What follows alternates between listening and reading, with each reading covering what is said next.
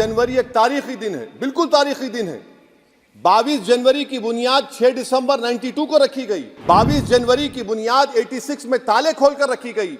आज मुल्क के 17 करोड़ मुसलमान भारत के वजीर आजम पर एतमाद भरोसा नहीं करते, बिल्कुल नहीं करते, बता रहा हूं, खुल के कह रहा हूं। मैं जिम्मेदारी के साथ कह रहा हूं कि भारत के प्रधानमंत्री और उनकी सरकार भारत के मुसलमानों से उनकी शनाख्त को छीनना चाहते हैं।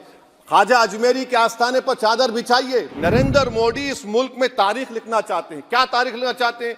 कि मैंने इस देश को, गांधी अंबेडकर के देश को मैंने हिंदू राष्ट्र बना दिया। हमारे देश के प्रधानमंत्री सर, वतन अजीज के वजीर आजम, मैं बड़ी जिम्मेदारी के साथ कह रहा हूं कि मैं अपने बचपने में जब हिस्ट्री पढ़ता था तो मैंने एक स्टैचू की फोटो देखी थी, प्रीस्ट किंग ऑफ मोहनजोदारो।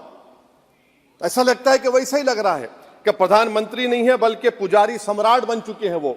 और मैं क्यों कह रहा हूं कि हमारे सदर जमहूरिया ने कहा था कि 22 जनवरी एक तारीखी दिन है, बिल्कुल तारीखी दिन है।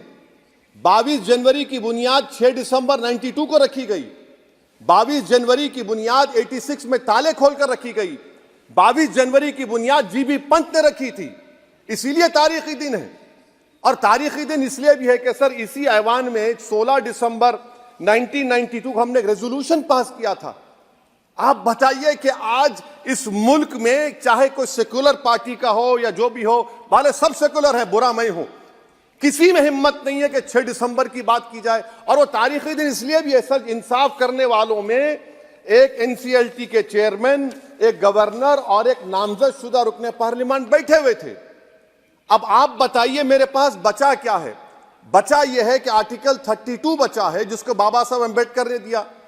आज मुल्क के 17 करोड़ मुसलमान भारत के वजीर आजम पर एतमाद भरोसा नहीं करते, बिल्कुल नहीं करते, बता रहा हूं, खुल के कह रहा हूं।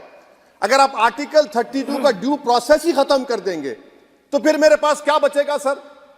क्या बचेगा? मैं तो यहां खड़े होकर वो सुप्रीम कोर्ट के मायानाज बेबाक वकील दुष्यंत दवे की तरह तो नहीं कह सकता।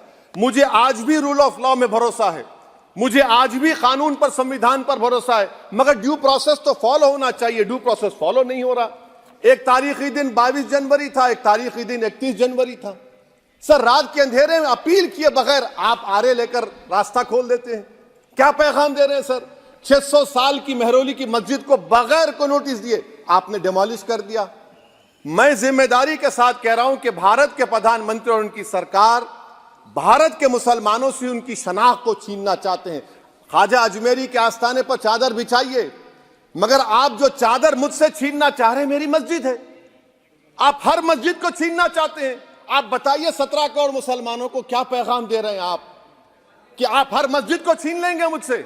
फिर मेरा वजूद किस माने रखता है? मेरा शनाख्त क्या माने रखता है? रूल ऑफ लॉ क्या माने? अच्छा, 1991 के प्लेसेस ऑफ वर्शिप एक्ट पर क्यों नहीं बोलते आप लोग? आप उस पर कायम है नहीं है। आप 500 साल की बात करते, मैं आपसे कहता हूं भाई 500 साल पे मत जाइए, बौद्ध पे जाइए, जैनिज्म पे जाइए, शैविज्म पे जाइए, कहां रुकेंगे? अरे इस देश को आजादी मिली 47 में, संविधान मिला हमको बाबा साहब अम्बेडकर का, बराबरी का। उससे पहले तो राजा रजवाड़े थे, जमहूरियत नहीं थी, लोकतंत्र नहीं था, मगर आप उसको उस बारे में लेके जाते। अरे 500 साल आगे क्या होगा बताइए? आप किसी एक सिविलाइजेशन, सर अंग्रेजी में किसी ने कहा था, civilization can not be rewritten by hatred, history can not be corrected by demolition. आप ये नहीं कर सकते। और मैं उम्मीद करता हूं कि जब मौर्रिख तारीख लिखेगा, नरेंद्र मोदी इस मुल्क में तारीख लिखना चाहते हैं। क्या तारीख लिखना चाहते हैं? कि मैंने इस देश को, गांधी अंबेडकर के देश को मैंने हिंदू राष्ट्र बना दिया। मैं उम्मीद करता हूं कि हमारे भारत के हमारे हिंदू भाई देश के प्रधानमंत्री की सोच को नाकाम करेंगे। उन पर है, अब देखते हैं क्या होता है।